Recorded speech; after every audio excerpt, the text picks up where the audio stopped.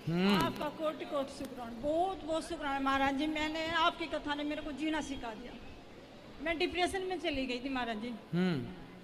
हमारा 26 साल का बेटा एक्सपायर हो गया था। अच्छा, क्या हो गया था उसको? वो पति पत्नी का झगड़ा था। तो पति पत्नी के झगड़े में बेटा चला गया। बहू कहाँ है?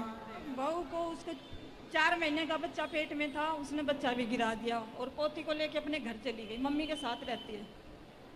तो बेटा चलो, हम दोनों पति पत्नी रहते थे। मैं डिप्रेशन में चली गई थी। जब से मैंने फिर पहला लॉकडाउन लगा ना, फिर रिश्तेदार भी बंद हो गए आना और पड़ोसी भी घर आना बंद हो गए। तो मैंने एक दिन आपसे अचानक से आपकी टीवी में कथा देखी, तो मैंने फिर 1-2 दिन अच्छा नहीं लगा। फिर देखते देखते मेरे को बहुत अच्छा लगा। मेरे को सब भूल गई, मैं छूट गया मेरा सब कुछ। बस सिर्फ एक आपकी कथा ने मेरे को डिप्रेशन से बाहर निकाल दिया। वाह, महाराज जी, देखिए कितना बड़ा योगदान है कथा का। मैं लोगों के जीवन में कितनी सुख की अनुभूति हो रही है कथा से। मैं जीऊंगी महाराज जी, आपकी कथा नहीं छोड़ूंगी। आपकी कथा को छोड़कर कहीं नहीं जाऊंगी। हम 3 अगस्त को भी आए थे, आपसे बात नहीं हो पाई। बिल्कुल। 3 साल से मैं आपको टीवी पे देख रही हूँ महाराज जी। मैंने 2 चीज मांगी थी ठाकुर जी से, मुझे दोनों मिल गई। क्या क्या मांगा आपने?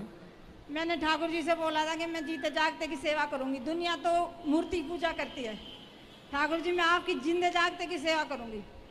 जैसे एक दिन आपने एक माता जी को बताया था, किसी का बच्चा नहीं था, तो आपने उसको चिट्ठी लिखनी बताई थी। तो मैंने वो चिट्ठी लिख के ठाकुर जी के मंदिर में रख दी।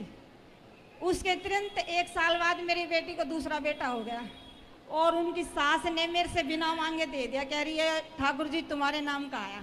वाह। और मैंने भागवत की पोथी पाठ रखवाई है। मैंने ठाकुर जी से बोला था कि अगर हमारे पास कुछ जीने का सहारा मिल जाए तो हमें पोथी पाठ कराऊंगी। वाह, देखिए भागवत जी ने सब कुछ दिया, जो मांगो सब कुछ देती है। इसलिए जय श्रीमन महाराज जी, मैं बच्चा पीछे उसको आशीर्वाद दो ताकि मैं आपके सेवादार बनाऊं इसको, आपके बिल्कुल बिल्कुल। भगवान खूब सुखी रखें आप सब।